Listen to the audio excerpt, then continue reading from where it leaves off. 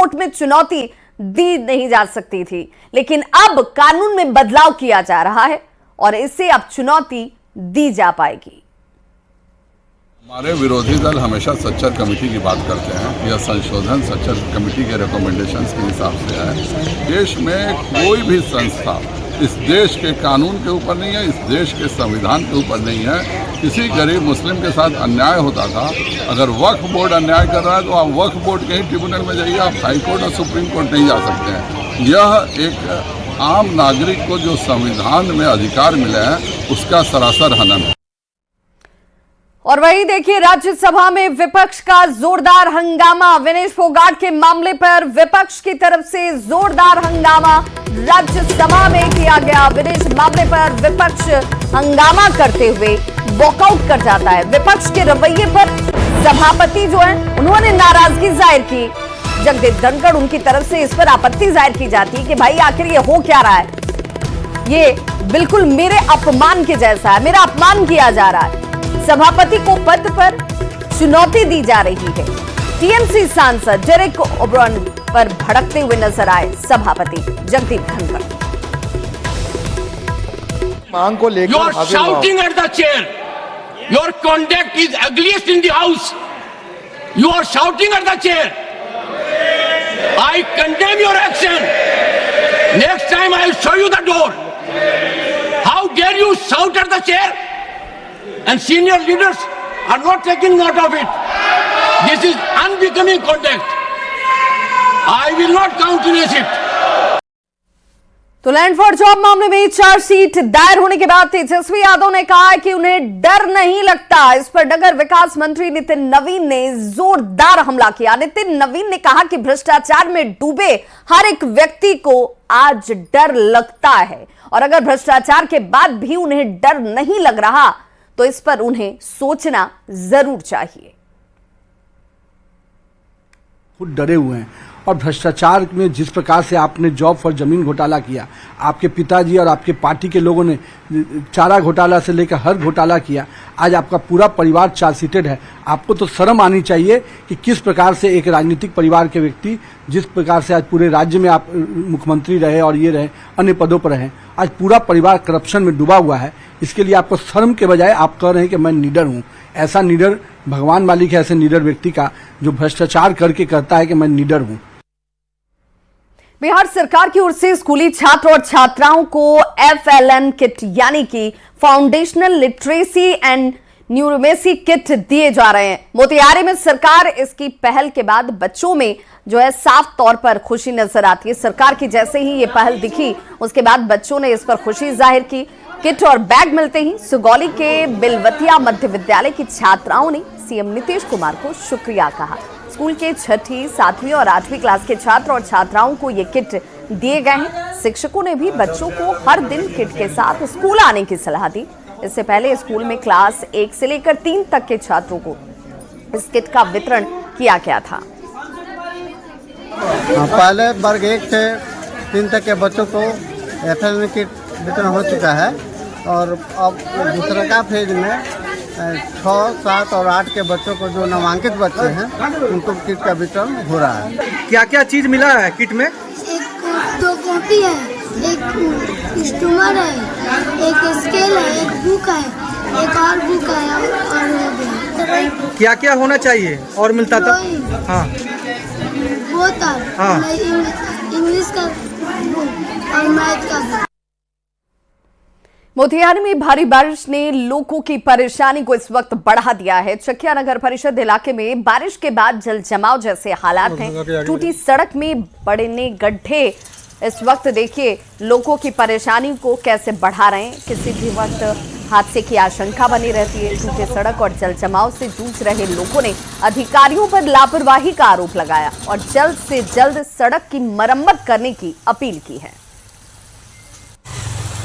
तो जोरों से ज्यादा है। गिरल हूँ बनी कभी एक आदमी तो परिवार के लेकर जो गिरिए गए है। सवारी नहीं बैठा थे। सुबह हमको यहाँ से पास से लेके जाना था आदमी को और उधर से आ रहे थे। बगल में यही बगल में मेरा घर है। से की आ रहे थे इस रास्ते में, उस समय खाली भी थे और पलट गया गाड़ी। इतना हचकी है, ईटा उटा मारा। इसका छोटा मयूरी है, इसमें ज़्यादा अच्छी जगह रहता है नहीं।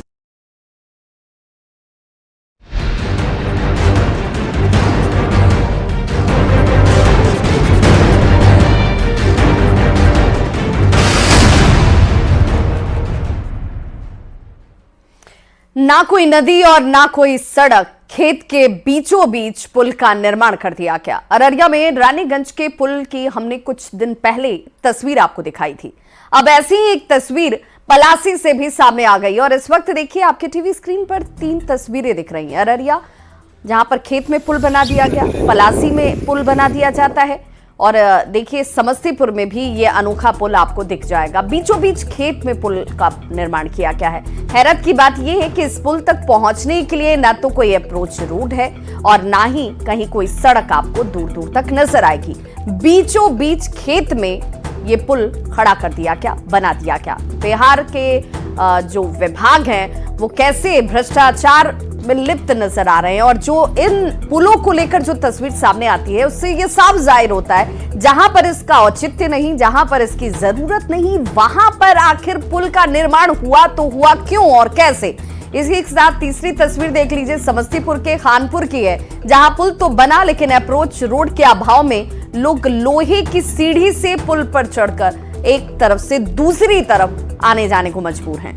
पुल भी ध्वस्त हो रहा है और ऐसे में भ्रष्टाचार के इन पुलों से बिहार के अधिकारियों और ठेकेदारों की मनमानी साफ नजर आती है और गंभीर सवाल भी ये तस्वीर जो है अपने पीछे छोड़ रही है। तो बिहार में हैरत अंगेज पुल पुलियों की कहानी का सिलसिला अभी थमा नहीं है। 18 जून को अररिया में सिकटी के पड़रिया में उद्घाटन से पहले ही पुल जो है बकरा नदी में समा गया था। उसके बाद रानीगंज के परमानंदपुर की भी तस्वीर। Sir, this is only this provision, anybody, non-Muslims also be part of Waqf Council is correctly an attack on the faith and freedom of religion. Correctly. Sir, that we are talking about you are telling we are the constitution. When we are showing the constitution, you are telling you people are protecting the constitution. This is a fundamental attack on constitution. This bill is a fundamental. Now you are going for Muslims. Next you will go for Christians. Next you will go for Jain. Next you will go for Parsi. Next you will go for. Therefore, there is a fundamental principle. You cannot go with Hindu. There in our tradition, what is the tradition of Indian? What is the culture of Indian? Yadnaji, we are believing the culture and tradition of Indian, Bharat. Respect each other's faith. I told you, we are Hindu, sir. We are a believer. But same time, we are respecting the faith of other religions also. That is the basic principle. You want this bill is specialized for Maharashtra, Haryana election. This bill is specialized. But you don't understand that. Last time, people of India clearly taught a lesson to you. This type of divisive politics, India people will not going to buy now. Now again, you are trying to experiment that bill. Sir, againly, this is an attack on federal system also. This is a clear attack on federal system also. Waqf properties, there is actually the nitty-gritty of the things dealing by the states, rules and the data collection, everything. This bill is take away all the data collection to the central side. Therefore, attack on constitutional freedom of religion, attack on federal system. Answer 3, sir, basically the 3.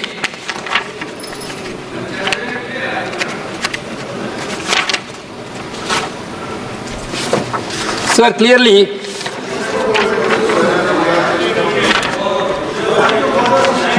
Waqf by use. There is a concept of Waqf by use. You see that near Delhi Parliament, there is a mosque, more than 200 years old mosque. Nobody know that how it became, what was actually the property deed of that mosque itself.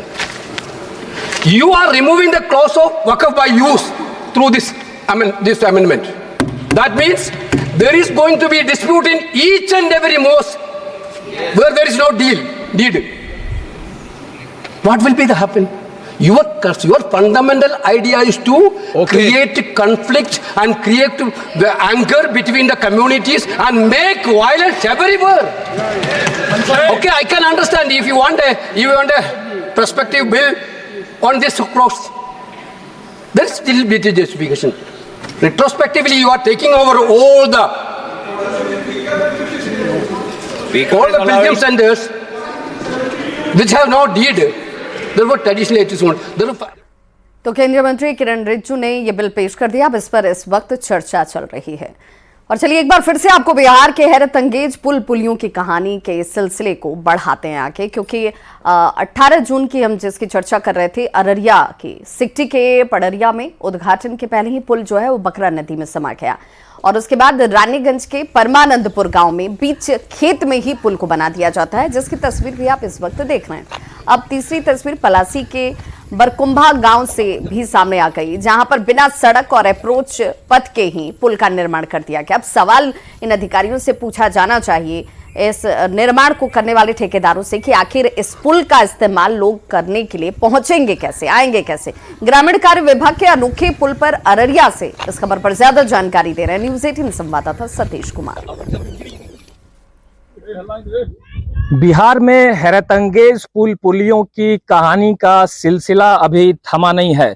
कुछ दिन पहले हमने news 18 पर प्रमुखता से दिखाया था कि रानीगंज के परमानंदपुर गांव में खेतों के बीचों बीच जो है एक पुल बना दिया गया, सड़क समेत 3 करोड़ की योजना थी। अब दूसरी वैसी ही कहानी है कि यहाँ भी खेतों के बीचों बीच जो है एक पुल बना दिया गया है। तस्वीर दरअसल पलासी प्रखंड के बरकुम्मा पंचायत के वार्ड नंबर 4 की है, जहां पर खेत के बीचों बीच जो है एक पुल का निर्माण करा दिया गया है और सड़क समेत इस पुल की योजना जो है करीब 3 करोड़ रुपए की बताई जा रही है और कार्य एजेंसी का नाम जो है वो ग्रामीण कार्य विभाग है। तो ग्रामीण कार्य विभाग द्वारा जिस तरीके से बिहार में पुल बनाई जा रही है, हम बता दें कि बीते 18 जून को जिस तरीके से सिकटी प्रखंड के परड़िया पंचायत में बकरा नदी में 12 करोड़ का पुल समा गया था, उसके बाद जो है रानीगंज की तस्वीर आई, जहां पर खेतों के बीचों बीच जो है पुल बना दिया गया, जिसकी जरूरत नजर नहीं आ रही थी।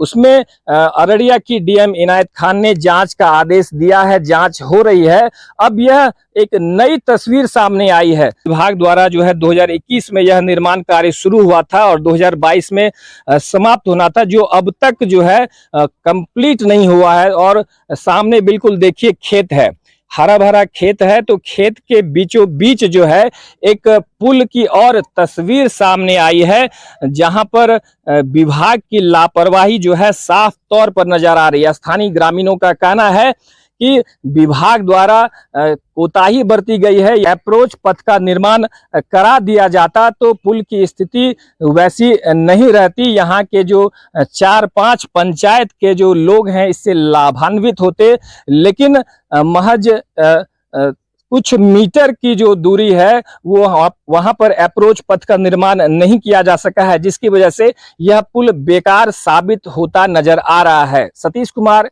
न्यूज़ 18 पलासी अररिया। और ऐसे में न्यूज़ 18 ये सवाल पूछता है कि खेत में आखिर ये पुल कैसे बना दिया गया, क्योंकि ये बीचों बीच खेत के बना हुआ है और इसीलिए सवाल कि आखिर बिना नक्शा के ये जो पुल है वो बना कैसे।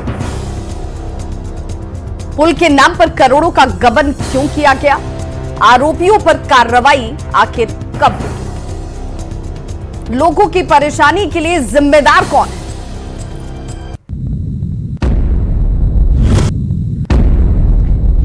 तो सबसे पहले चलिए आपको रानीगंज के खेत में बनाया गया पुल दिखाते हैं और ये पुल देखना बहुत जरूरी है। देखिए ये पुल तो जरूर बना, लेकिन आमतौर पर पुल वहां बनाए जाते हैं जहां पर कोई नदी गुजर रही हो, रास्ता ना हो, एक तरफ से दूसरी तरफ आवाजाही के लिए लोगों के सामने कोई विकल्प ना हो, और ऐसे में ये सेतु का काम करता है। लेकिन बीचों बीच खेत में, जहां चारों तरफ अगर आप नजर दौड़ाएंगे तो सिर्फ हरे भरे खेत ही आपको दिखेंगे, और यहां पर इस पुल का औचित्य क्या था, क्यों बनाया गया, और अगर बनाया गया तो इस पुल का इस्तेमाल करने के लिए लोग आएंगे कैसे, खेत से होते हुए फिर इस पुल पर चढ़ेंगे और फिर खेत में ही उतरेंगे। सवाल ये है।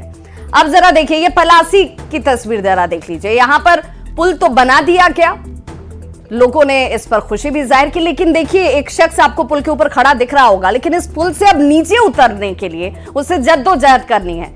हो सकता है कि वो गिर भी जाए, हादसे का शिकार भी हो जाए, क्योंकि यहां सड़क ही नहीं है, कोई अप्रोच पथ ही नहीं बनाया गया। और सवाल ही इस तस्वीर के साथ भी कि आखिर इसके लिए जो रकम जारी की गई थी सड़क के साथ पुल बनाने की, आखिर वो गई कहां। और एक तीसरी तस्वीर देख लीजिए, ये समस्तीपुर के खानपुर की तस्वीर है। और भ्रष्टाचार का पुल, इसे कहना गलत नहीं होगा, क्योंकि पुल से नीचे आने के लिए रास्ता नहीं, पुल तक जाने के लिए कोई रास्ता नहीं। और लोगों ने अब इस पुल का इस्तेमाल करने के लिए देखिए खुद ही लोहे के पुल का इस्तेमाल कर लिया, बना लिया, निर्माण कर लिया, ताकि भाई इस पुल पर चढ़े और फिर इस तरफ से उस तरफ जाए। महिलाओं के लिए कितनी परेशानी है, किसी के लिए भी।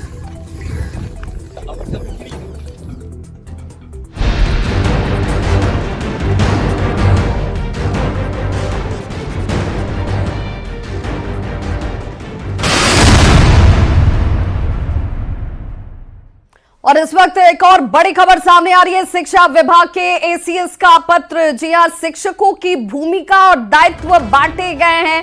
शिक्षा विभाग के एसीएस की तरफ से इस पत्र को जारी किया गया है और इसमें शिक्षकों की भूमिका क्या होगी, उनका दायित्व क्या होगा, ये साफ किया गया है। शिक्षक मार्गदर्शिका देने के निर्देश जो हैं सभी जिला शिक्षा पदाधिकारी को पत्र के जरिए कि शिक्षक मार्गदर्शिका उपलब्ध कराया जाए। सभी शिक्षक 10 मिनट पहले स्कूल पहुंचेंगे। ई शिक्षा कोश ऐप पर उनकी हाजिरी होगी। हर दिन चेतना सत्र चलाने के निर्देश भी इसमें शामिल हैं। और पटना से न्यूज़ 18 संवाददाता रजनीश हमारे साथ इस वक्त ज्यादा जानकारी के साथ जुड़ गए हैं। रजनीश, क्या ये माना जाए कि जो वर्बल था उसे डॉक्यूमेंटल किया जा रहा है, ताकि कोई ये ना कह सके कि मुझे पता ही नहीं कि नियम क्या कहते हैं, हमारा दायित्व क्या है? देखिए, क्वालिटी एजुकेशन को लेकर लगातार जो शिक्षा विभाग के एसीएस हैं, एसएचआर ये नया प्रयोग कर रहे हैं और एक फिर से प्रयोग है ये। और शिक्षकों से एक अपील भी की गई है। दूसरी तरफ जो अधिकारी हैं उनकी जवाबदेही बढ़ाई गई है। जो जिला शिक्षा पदाधिकारी होते हैं उन्हें साफ तौर से आदेश दिया गया है कि सबसे पहले राज्य भर में जो शिक्षक हैं उनके बीच शिक्षक मार्गदर्शिका जो है उसे उपलब्ध कराएं आप लोग। शिक्षा विभाग ने जो तैयार किया है, इसके साथ साथ 5 जो दायित्व हैं, छात्र स्वरूप, विद्यालय प्रबंधन, कक्षा प्रबंधन, छात्र प्रबंधन और पेरेंट्स मैनेजमेंट, ये 5 जो स्वरूप तैयार किए गए हैं, इसके आधार पर शिक्षकों को काम करना होगा। क्योंकि जो बच्चे हैं उनकी संख्या बढ़ी है और इसके साथ साथ जो क्वालिटी एजुकेशन है ये इस पर फोकस करना है।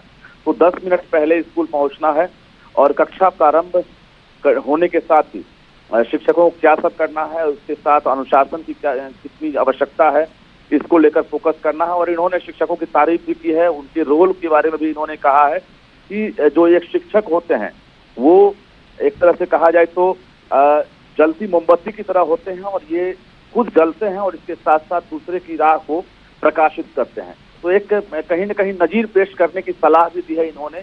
और शिक्षा विभाग जिस प्रकार तैयारी में है, यानी कि 5 श्रेणियों में शिक्षकों की भूमिका और दायित्व को बांटा गया है और ऐसे में शिक्षकों को ये मार्गदर्शिका जो है डीओ की तरफ से दिया जाएगा। क्या इसके लिए कोई डेडलॉक तय किया गया कि भाई आपको इतने दिनों में इन सभी शिक्षकों तक ये मार्गदर्शिका पहुंच जानी चाहिए? देखिए, सभी जिलों को यह उपलब्ध करा दिया गया है, लेकिन अब जिला शिक्षा पदाधिकारी को ये टास्क दिया गया है कि प्रत्येक स्कूल के प्रत्येक शिक्षक के बीच ये जो मार्गदर्शिका है वो उपलब्ध कराएं। इसको लेकर फिलहाल कोई डेडलाइन तय नहीं किए गए हैं, लेकिन समय समय पर मॉनिटरिंग होती है और वीसी के जरिए एसीएस एसएचआर खुद जो है इन चीजों की जानकारी लेते हैं। तो एक बड़ी जवाबदेही डीओ को दी गई है। और इसके साथ साथ जो अनुशासन है, कक्षा संचालन है, समयावधि है, नैतिक शिक्षा, शारीरिक शिक्षा, ड्रेस, स्पोर्ट्स, कंपटीशन, ये तमाम चीजों पर शिक्षकों को फोकस करना है, इसकी भी एक तरह से बिल्कुल। तो शिक्षकों के हितों की रक्षा विभाग कर रहा है, एसीएस कर रहे हैं। और अब शिक्षकों का दायित्व क्या है? बच्चों को पढ़ाइए, मन लगाकर पढ़ाइए, उनका भविष्य बनाइए और उन नियमों का पालन जरूर कीजिए जैसे विभाग ने 5 श्रेणियों में इस वक्त आपके लिए तय कर दिया। बहुत बहुत शुक्रिया रजनीश तमाम जानकारी के लिए। उत्तर भारत की लाइफलाइन कही जाने वाली राजेंद्र सेतु पर परिचालन को आज रात 10 बजे से रोक दिया जाएगा और परिचालन 8 अगस्त से 9 अगस्त सुबह 6 बजे तक इस पर बंद रहने वाला है। हालांकि पुल पर एम्बुलेंस की आवाजाही जारी रहेगी क्योंकि आपातकालीन सेवाएं हैं। जानकारी के मुताबिक 3 अगस्त को राजेंद्र सेतु पर लगभग 122 मीटर के स्पैन की मरम्मत की जानी थी, लेकिन तेज बारिश की वजह से यह काम रोक दिया गया। लेकिन अब एक बार फिर से सेतु के मरम्मत का काम शुरू किया जाएगा। आपको बता दें कि यह पुल गंगा नदी पर बने बिहार का रेल सह सड़क पुल है, जो उत्तर बिहार को दक्षिण बिहार से जोड़ता है। बाढ़ अनुमंडल के हाथीदह थाना अंतर्गत स्थित राजेंद्र सेतु 8 अगस्त को यानी कि आज गुरुवार रात 10 बजे से लेकर 9 अगस्त सुबह 6 बजे तक बंद रहने वाला है। ये आम लोगों को भी अब इसकी जानकारी होनी चाहिए। सिर्फ एम्बुलेंस आपातकालीन सेवाएं इस पर चल पाएंगी। 8 अगस्त 2024 को राजेंद्र सेतु पुल पर स्टैंड नंबर 4 का ढलाई कार्य हेतु वाहनों का आवागमन रात्रि 10 बजे से अगले दिन 9 अगस्त सुबह 6 बजे तक पूर्णतः बंद रहेगा। इमरजेंसी सेवा जैसे एम्बुलेंस आदि को छूट दी जाएगी। तो इस बुलेटिन में बस इतना ही, लेकिन न्यूज़ 18 बिहार झारखंड पर खबरों का सिलसिला लगातार जारी है।